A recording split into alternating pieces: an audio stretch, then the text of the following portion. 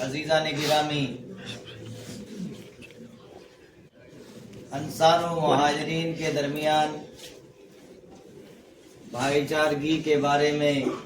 کل ہم لوگوں نے سماعت کیا تھا، اور پھر ایک خصوصی عقد مواخات کے نام سے ایک باب سیرت میں جانا جاتا ہے، جس میں سیدنا عبد الرحمن بن عوف رضی اللہ تعالی عنہ کو سیدنا عثمان غنی ذو النورین رضی اللہ تعالی عنہ کا بھائی بنایا گیا، اور اس میں ایک صحابی کو دوسرے صحابی سے جوڑ دیا گیا، صرف مولا کائنات مولا علی مشکل کشا کرم اللہ وجہ الکریم و رضی اللہ تعالی عنہ باقی رہے۔ سب کو ایک کو دوسرے کا بھائی بنایا، مولا کائنات مولا علی مشکل کشا کرم اللہ وجہ الکریم رضی اللہ تعالیٰ عنہ تھوڑا غمزدہ ہوا، اور پھر آقا علیہ الصلوۃ والسلام نے جب دیکھا مولا کائنات کو تو کہا علی پریشان کیوں ہو، انت اخی فی الدنیا والآخرہ، آپ میری دنیا اور آخرت میں بھائی ہو۔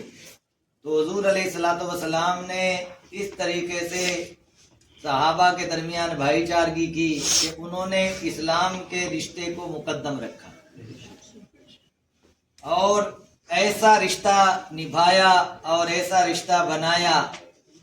کہ کوئی انصار و مہاجرین میں امتیاز باقی نہ رہا، کہ ایک ہی صف میں کھڑے ہو گئے محمود و ایاز، ایک ہی صف میں کھڑے ہو گئے محمود و ایاز، نہ کوئی بندہ رہا اور نہ کوئی بندہ نہ رہا۔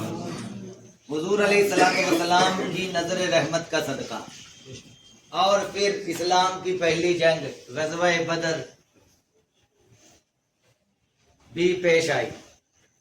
اس میں کفار کی تعداد 1000 تھی تو مسلمانوں کی تعداد صرف 313 تھی، اور ان 313 کو اللہ پر ایمان اور توکل اور یقین اتنا تھا کہ وہ 313,000 پر غالب ہو گئے۔ ان کے پاس قرآن تھا، انہوں نے رسول اللہ صلی اللہ علیہ وسلم کی سنتوں سے اپنے آپ کو جوڑ رکھا تھا، تو جو اللہ اور رسول کا ہو جاتا ہے تو اللہ اس کے لیے راستے ہموار کر دیتا ہے۔ والذین جاہدوا فینا لنہدینہم سبلنا، خود فرماتا رب تعالیٰ کہ جو ہمارے راستے میں کوشش کرتے ہیں تو ہم اس کے لیے کئی راستے بنا دیتے ہیں۔ اس لیے جو اللہ کی رضا کو مقدم رکھتا ہے، اللہ پر توکل کرتا ہے تو اللہ اسے کافی ہو جاتا ہے۔ وَمَن يَتَوَكَّلْ عَلَى اللَّهِ فَهُوَ حَسْبُهُ، جو اللہ پر بھروسہ کرے تو اللہ اسے کافی ہے۔ وَمَن يَتَّقِ اللَّهَ يَجْعَل لَّهُ مَخْرَجًا مِنْ حَيْثُ لَا يَحْتَسِبُ، اور جو اللہ سے ڈرتا ہے تو اسے رزق ایسی جگہ سے پہنچا دیا جاتا جہاں کا وہ تصور بھی نہیں کرتا۔ تو یہ اللہ پر توکل کرنے کی برکت، اللہ پر ایمان و ایقان کی برکت، جس کے ثمرے میں 313 ہوتے ہوئے بھی کفار کو عزیمت کا سامنا کرنا پڑا، شکست کا سامنا کرنا پڑا، ہار کا منہ دیکھنا پڑا۔ لیکن آج ہم کروڑوں ہو کر کے بھی غلامی کی دہلیز پر کھڑے ہیں، اور کہیں تو غلامی کرتے ہوئے نظر آتے ہیں، کئیوں پر ظلم ہو رہا ہے، صرف اور صرف احکام خدا بندی اور سنت رسول صلی اللہ علیہ وسلم کو ترک کرنے کی بنا پر ہمیں یہ نوبت آئی ہے، ورنہ ہمیں یہ دن دیکھنے نہ پڑتے۔ ہماری مسجدیں ویران ہیں، ہمارے قبرستان آواز دے رہے ہیں کہ یہ اوقاف کے لیے ان کو امید پورٹل پہ جو ہے رجسٹرڈ کروا دیا جائے، مگر ہم ایسی غفلت کی نیند سوئے ہیں کہ گویا کہ ہم مر چکے ہیں۔ سویا ہوا تو بیدار ہو سکتا ہے، اس لیے اگر سویا ہوا وقار ہے، کھویا ہوا وقار پانا ہے تو اپنے آپ کو نیند سے بیدار کرنا ہو۔ یہ ہماری ملت کا حال ہے، کہ نمازوں میں کوتاہیاں، مسجدیں عالیشان بنانا فخر کی بات سمجھتے ہیں ہم، لیکن مسجدوں کو آباد کرنے میں ہمیں بڑی دقتوں کا سامنا کرنا پڑتا ہے۔ آج ہم اور آپ مذہب اہل سنت و جماعت، جسے مسلک اعلیٰ حضرت کے نام سے جانا جاتا ہے،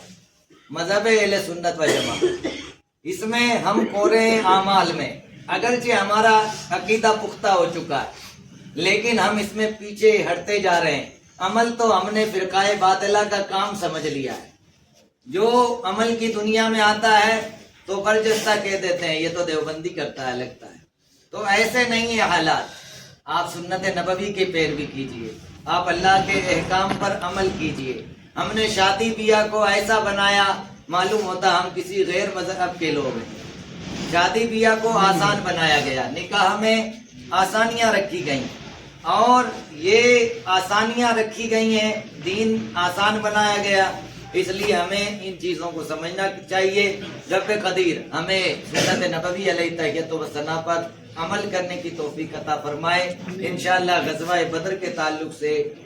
کل وضاحت کی جائے گی۔ استغفر اللہ ربی من کل ذنب واتوب الیہ، اشہد ان لا الہ الا اللہ وحدہ لا شریک لہ، واشہد ان سیدنا مولانا محمدا